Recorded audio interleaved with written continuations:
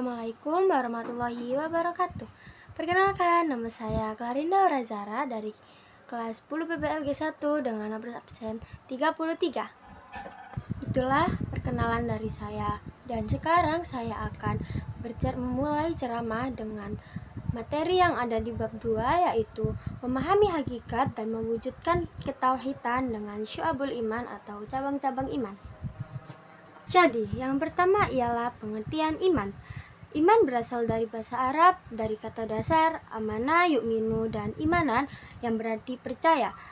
Dan secara bahasa, iman ialah tasdik atau membenarkan. Sedangkan secara istilah syar'i, iman adalah keyakinan dalam hati dan perkataan di lisan dan amalan pada anggota tubuh, dan bertambah dengan melakukan ketaatan dan berkurang dengan melakukan maksiat. Oke, di sini saya akan memberitahu kalian bahwa iman itu dibagi menjadi 6 pilar. Kita wajib mempercayai ke-6 pilar ini karena jika sekali saja kita tidak mempercayai ke-6 pilar ini, maka gugur iman kita. Dan jika kalian bertanya, apa saja sih ke-6 pilar tersebut? Saya akan menjawab, yang pertama ialah iman kepada Allah, yang kedua iman kepada Rasul-Rasul Allah, yang ketiga iman kepada malaikat-malaikat Allah, yang keempat iman kepada kitab-kitab Allah, yang kelima iman kepada hari akhir, dan yang terakhir iman kepada qada dan qadar. Yang kedua ialah definisi syu'abul iman. Terdapat 77 cabang iman. Dan pada setiap cabangnya merupakan amalan dan perbuatan yang harus dilakukan oleh orang yang mengaku beriman.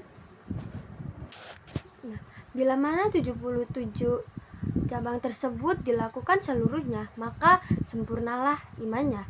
Dan sebaliknya, jika ada salah satu saja yang tidak dilakukan, maka belum sempurna iman dari orang-orang yang merasa beriman tersebut. Dalam hadis, Nabi Muhammad SAW bersabda, An Abi Hurairah an Nabi SAW qala imanu bid'un wa sab'una syu'batal haya syu'batul minal iman, yang memiliki arti dari Abu Hurairah dari Nabi SAW. Beliau bersabda, iman memiliki 70 sekian cabang, dan rasa malu ialah salah satu cabang dari keimanan. Yang ketiga ialah macam-macam syu'abul iman. Dimensi dari keimanan mencakup 3 ranah, yaitu yang pertama ma'rifatun bin qalbi, yang berarti keyakinan di hati, dan yang kedua ialah ikrarun bil lisan, yang berarti perkataan di lisan, dan yang ketiga ialah amalun bin arkan, yang berarti mengamalkannya dengan perbuatan anggota badan. Jadi dari pengelompokan dimensi keimanan yang sudah saya sebutkan di sebelumnya, maka syu'abul iman dibagi menjadi 3 macam, yaitu yang pertama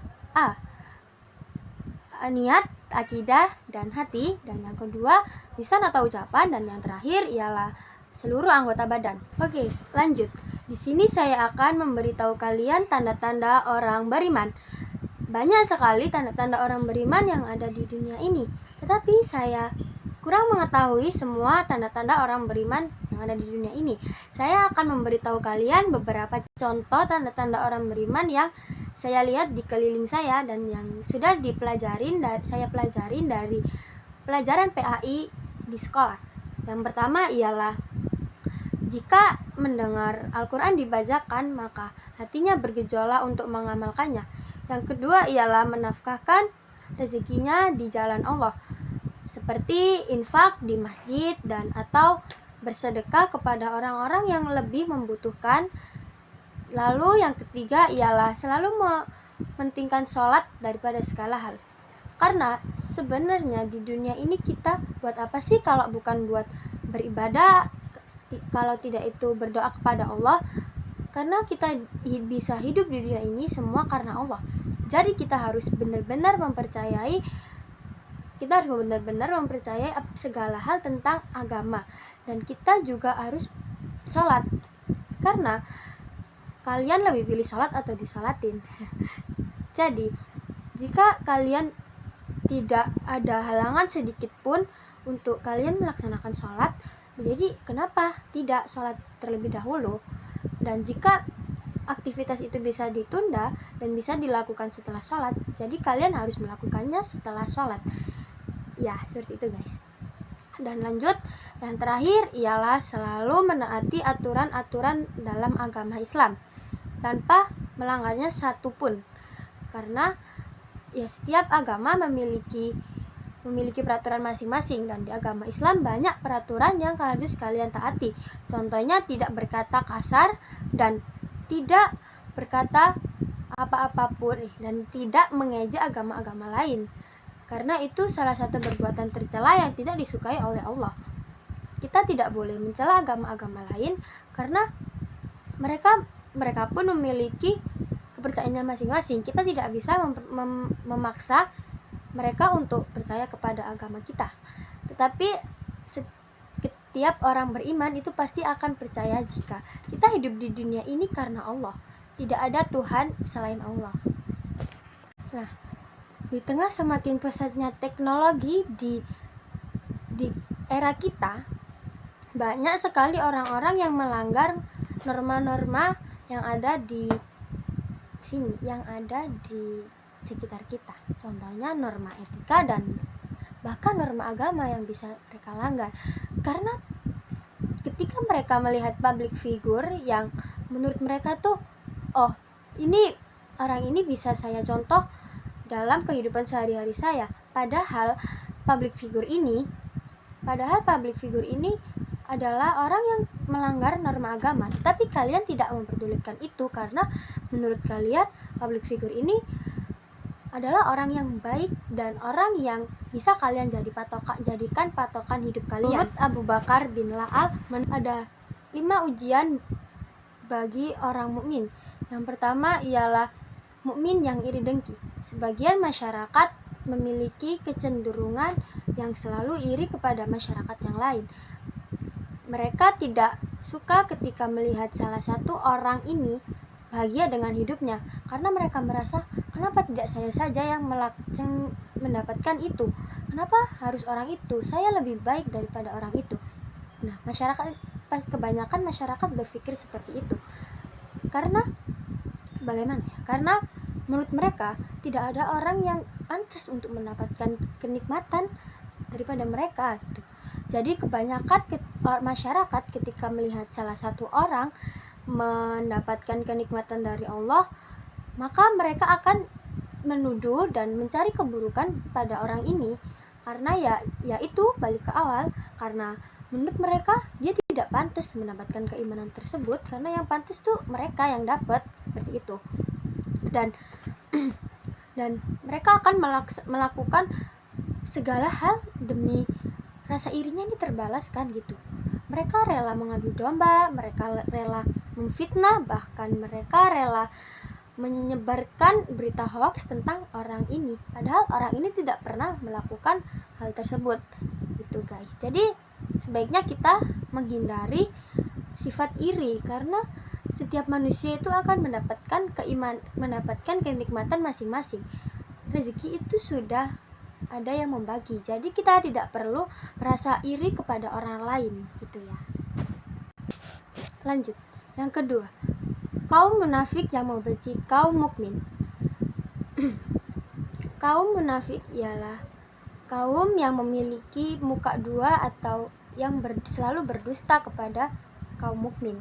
Contoh di kehidupan kita, contoh di sekitar kita, kaum munafik yang selalu mengadu domba kaum mukmin satu dengan kaum mukmin lainnya. Karena kaum munafik tuh inginnya kalian itu terpecah belah. Antara kaum mukmin satu dan kaum mukmin lainnya itu ingin memecah belah. Kaum munafik tuh seperti itu. Jadi kayak contohnya maaf ya. Contohnya ialah seperti ada satu kaum mukmin dan satu temannya lagi kaum mukmin, dan ada satu lagi orang munafik. Nah, orang munafik ini berteman dengan mereka berdua, Tetapi kan karena kaum munafik ini memiliki muka dua, jadi setiap kaum munafik ini bermain dengan kaum mukmin ini, dia tuh akan selalu menjelek-jelekan kaum mukmin satunya lagi, karena kaum munafik tidak suka melihat kaum mukmin yang ada di sini gitu.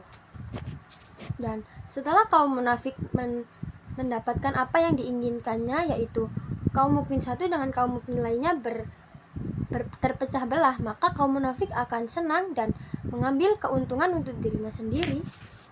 Ketiga, ialah kaum kafir yang memerangi kaum mukmin. Kaum kafir ialah kaum yang menentang yang hak dan mendukung yang batil. Kaum kafir saling tolong-menolong untuk memerangi kaum mukmin. Dan setelah ini saya akan memberikan contoh dari tersebut. Contohnya di kehidupan saat ini, dengan berkembang pesatnya teknologi informasi dan komunikasi, dengan menciptakan aplikasi hiburan, game online, dan lain sebagainya yang mudah diakses dan digunakan oleh masyarakat. Namun, sayangnya hal ini tidak diseimbangkan dengan penyaringan dan menyeleksi penggunaannya, maka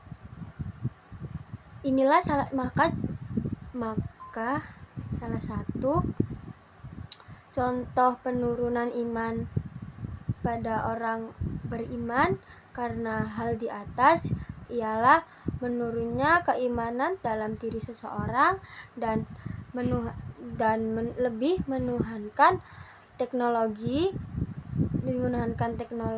daripada norma keagamaan, bahkan dari anak kecil, balita, remaja, dan orang tua. Oke, yang keempat, tipu muslihat setan yang menyesatkan. Tipu daya setan ini mengendalikan diri orang mukmin yang mereka tidak bisa mengendalikan emosi pada dirinya sendiri. Contoh pada kehidupan saat ini, tingginya tingkat kriminalitas yang terjadi di sekitar kita yang melanggar norma keagamaan dan norma positif di negara ini. Salah satu contohnya ialah orang yang selalu mengambil apapun yang bukan hak dia atau bisa disebut maling. Orang itu sebenarnya melakukan itu ya karena untuk memenuhi kebutuhan mereka sendiri. Padahal jika kita bisa mengendalikan emosi pada diri kita atau bisa mengendalikan diri kita sendiri, seharusnya kita tidak perlu maling untuk bisa memenuhi kehidupan kita. Kita bisa bekerja apapun yang bisa kita lakukan tanpa harus mengambil hak orang lain. Itulah salah satu contoh tipu daya setan kepada diri orang yang tidak bisa mengendalikan dirinya sendiri. Dan jika setan sudah berhasil untuk melakukan tipu daya itu terhadap orang mukmin, setan akan merasa senang dan merasa dirinya ini hebat. 5. Godaan hawa nafsu dalam diri. Jadi godaan hawa nafsu ini itu tergantung pada diri kita sendiri. Kita bisa tidak sih melawan hawa nafsu pada diri kita? Karena sesungguhnya melawan hawa nafsu itu lebih susah daripada melawan musuh-musuh kita yang ada di dunia ini. Dan contohnya salah satu contoh jika kita tidak bisa melawan hawa nafsu ialah saat kita dalam kehidupan kita ini pasti kita memiliki kayak keinginan-keinginan yang berada pada jalan Allah. Seperti kita selalu berpuasa Senin Kamis, kita selalu penuh dalam puasa Ramadan, atau kita selalu menjalankan sholat dengan tertib dan selalu menginfakkan rezeki kita kepada masjid-masjid atau bersedekah seperti itu.